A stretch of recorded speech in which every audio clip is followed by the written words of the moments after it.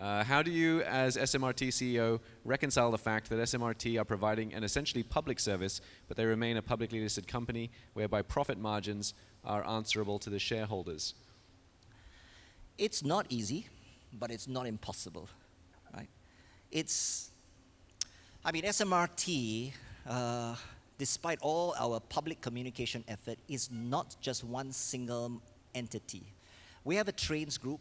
It's the largest part of SMRT, but we have a commercial team, about 120, 130 of them. They make up only 120, 30 out of that 10,000 workforce that we have that looks after the retail, advertising business. Some people say you're distracted, but it's not true. I spend hardly any time with my commercial business simply because it's a fantastic team that's running their own shop, and they just come to me every month to tell me this is what they're doing, this is the financials, and am I happy enough with it? And they get on there and they've got new initiatives, they clear this with me, and they're happily, merrily on their way. Almost all of the attention today is obviously spent in the public transit business, sorting out reliability, making sure that a system that is now 29 years old, in need of end-of-life extensions, mid-life upgrades and renewals. Whatever you want to say about whether this is timely, should have been done, could have been done, irrelevant, right? Irrelevant to me anyway, whether it could have been, should have been done earlier, better in the past, because what's the point? We're looking forward.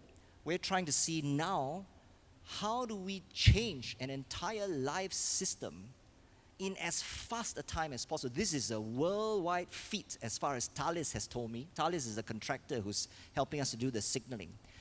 A doctor friend of mine told me, you're doing a heart surgery on a patient that is still awake and grumbling all the time about the pain. And that's exactly what it is that we're trying to do with the North, South, and East, West line. 29 years old, in need of an overhaul. Track systems, power systems, signaling system, rolling stock, everything needs to be changed over. But you can't shut it down, not even for an extra hour, without people saying that, hey, you're affecting my ability to commute, which is true. We can't, because there is no redundancy in the system. So we can only squeeze out every day 3 hours to do maintenance and engineering on our tracks every single night.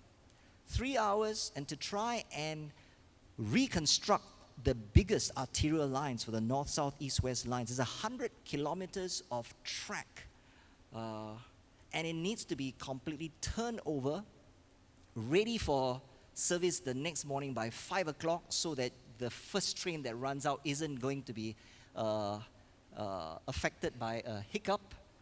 Now, for us to have done that, I have to say, and I want to sound modest here, because we have got a long way to go, really, to catch up with the kind of reliability standards. But we haven't done badly, frankly.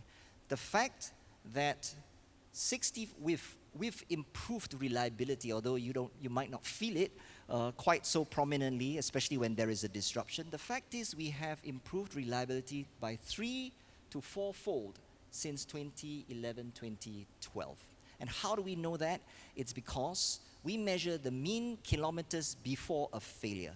And that number of kilometers before a failure has gone from 65,000 kilometers between each disruption to today, just last month, 180,000. That's about 3 times better. Now, what does that mean? Frankly, it's just a number, right? But if you think about it, 180,000 kilometers before a failure means, with 100 kilometers of track, it means that our train can run 1,800 times north, south, east, west before it hits a delay lasting longer than 5 minutes. And when you're talking about that kind of distance, and just another piece of trivia for you, we cover almost 2 times of distance, train distance around the equator every single day on our train network. And we're measuring now, how many times is it more than 5 minutes of delay? How many times are you punctual at a station where people have to wait an extra minute or two? That's a phenomenal amount of pressure to try and KPI all of this, and it puts obviously a load on the people who are trying to make this happen. But this is a challenge. Everybody in the world does this, and we're no different. We're trying to do our best to catch up with the best in the world. We're somewhere like sixth, last count, in the world of metros. The best is still a long way away, but we're determined to catch up. And so is everybody in SMRT. They're all fired up. They're taking it as a personal challenge, an organizational challenge, that they're going to do it. And so far, we're on track, even though in the last year, we've had a number of high-profile disruptions lasting more than 30 minutes, which of course captures everybody's imagination because it's all over the headlines. We're very sad about that, and that's the one that really gets us down. But we're going to try and see how we can pull that number down as we work our way towards renewing the complete system in SMRT's network of tracks and trains. I did ask all of you how you came in here today by MRT, by bus or taxi or your own head of steam. I did get a question for you as well, Desmond. Walking the talk, how often do you take the MRT to understand the concerns of the people that throw the brickbats at SMRT? I guess they were paying attention with that brickbat comment. Yeah. I don't have a fixed pattern. I try not to say that I travel at this time because and then all the staff know, okay, that's when the CEO comes, right?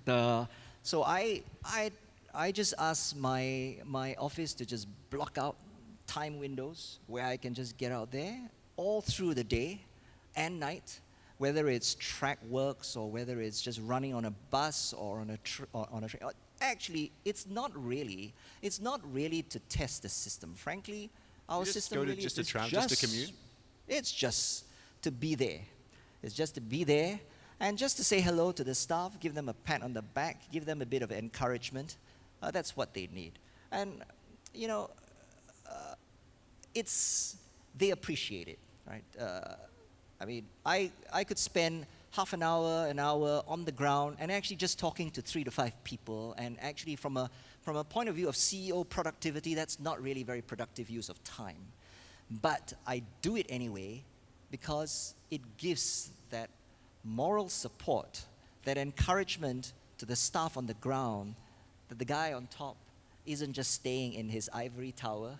He's prepared to come right down to meet me in my station, on the train, just to say hello, ask him about his day. And often they don't tell me about anything. They're not complaining about anything. They just say, everything's good. The system's working fine today. And I say, thank you very much. And that's all it is. And I will continue to do that because I do believe that that little bit of thank you does go a long way.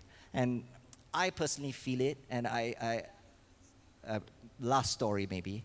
On National Day, of course, we gave free travel to everybody on the buses and on the trains. Thank you. You're most welcome. Well, as a matter of fact, I was moving around the whole network. It was crowds everywhere. And at the end of the day, I took a train back to Bishan, where I get off. And on the train, I saw, of course, it's a busy train, I saw 3 guys near the doorway, and so they're whispering to each other, and then they're stealing looks at me, and I know, all right, so they recognize me, the CEO of SMRT. What evil thing are they saying about me now? And so when I got to Bishan, I nudged my way to the door, and I was going to get off when one of them put his hand out right in front of me. And I thought, what's this guy trying to do, right? Trying to be funny and trying to block my way. But he wasn't.